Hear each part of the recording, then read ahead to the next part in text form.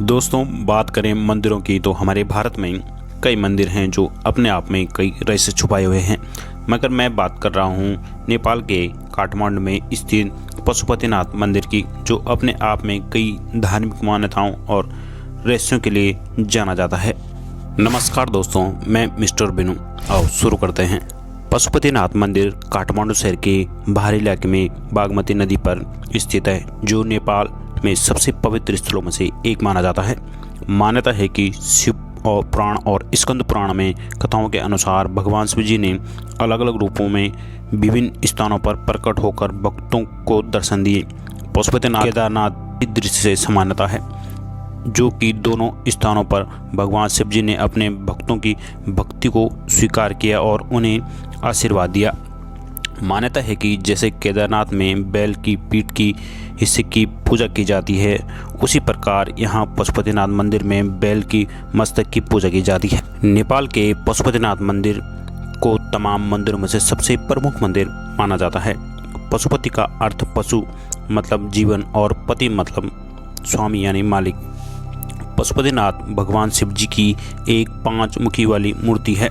पशुपतिनाथ मंदिर का निर्माण 5वीं शताब्दी में औलिकर वंश के राजा यशोवर्मन ने करवाया था। मंदिर में एक दुर्लभ 4 मुखी शिवलिंग भी है, जो भगवान शिव जी के 4 पहलुओं को दर्शाता है, जैसे शोग्योजात, वामदेव, अघोरा और तत्पुरुष को दर्शाता है।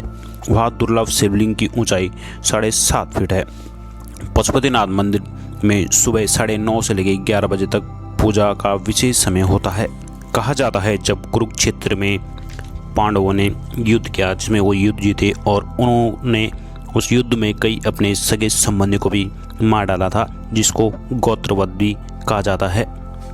इस बात का पांडवों को पश्चाताप था, जिसके लिए वो इस पाप से मुक्ति पाना चाहते थे। इसी की वजह से वो शिव जी की खोज में चल पड़े।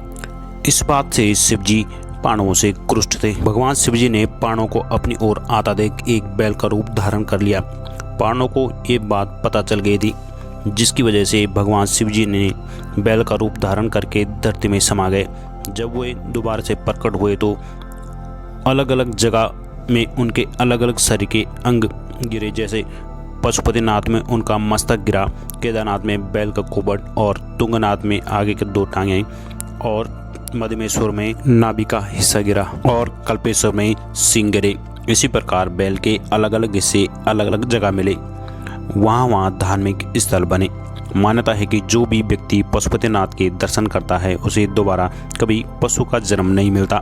मंदिर के बाहर नंदी के दर्शन करने से पहले शिवलिंग के दर्शन करने होंगे। इसी से ही यह मनोकामना पूरी होती है।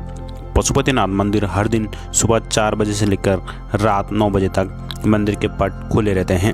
केवल दोपहर के समय और शाम के समय ही मंदिर के पट बंद रहते हैं। पूरे मंदिर का भ्रमण करने के लिए 90 से 120 मिनट लगते हैं, यानी कि लगभग 1.5 से 2 घंटे का समय। पशुपतिनाथ मंदिर में भगवान शिव जी की मूर्ति के दर्शन करने के 4 दरवाजे हैं, जो सारे दरवाजे चांदी से बने हुए हैं। पश्चिम दरवाजे के ठीक सामने शिव जी के बैल नंदी की विशाल प्रतिमा है, जिसका निर्माण पीतल से किया गया है। मंदिर के परिसर में वैष्णव और शैव परंपरा के कई मंदिर और प्रतिमाएं हैं। पशुपतिनाथ मंदिर को शिव जी के 12 ज्योतिर्लिंगों में से एक केदारनाथ मंदिर का आधा हिस्सा भी माना जाता है। 2015 में काठमांडू में आया भूकंप मंदिर के बाहरी हिस्से को काफ़ी क्षति हुई, मगर मंदिर के अंदरी हिस्से को कोई क्षति नहीं आई, कोई क्षतिग्रस्त नहीं हुआ। एक शिव जी की महिमा ही थी। माना जाता है कि पशुपतिनाथ जी का यह मंदिर लिंगवेद लिखने से पहले से ही स्थापित है। पशुपतिनाथ मंदिर के अंदर कोई भी व्यक्ति बाहरी जल नहीं लेके जा सकता। वहीं पे आर्यघाट का ही जल अंदर ले जाने की अनुमति है। पशुपतिनाथ मंदिर की यह भी मान्यता है कि पशुपतिनाथ के व्रत रखने से यदि कोई भी व्यक्ति सच्चे मन और पूरी श्रद्धा के साथ पशुनाथ का व्रत करता है और विधि विधान से पूजा करता है, तो उसे व्यक्ति को सभी दुखों से मुक्ति मिलती है और सारी मनोकामना भी पूरी हो जाती है।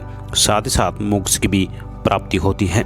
दोस्तों, वीडियो अच्छी लगे तो एक लाइक जरूर करें और इसी तरह से और वीडियो देखने के लिए चैनल को सब्सक्राइब जरूर करें। कमेंट में हर हर महादेव जरूर लिखें। हर हर महादेव।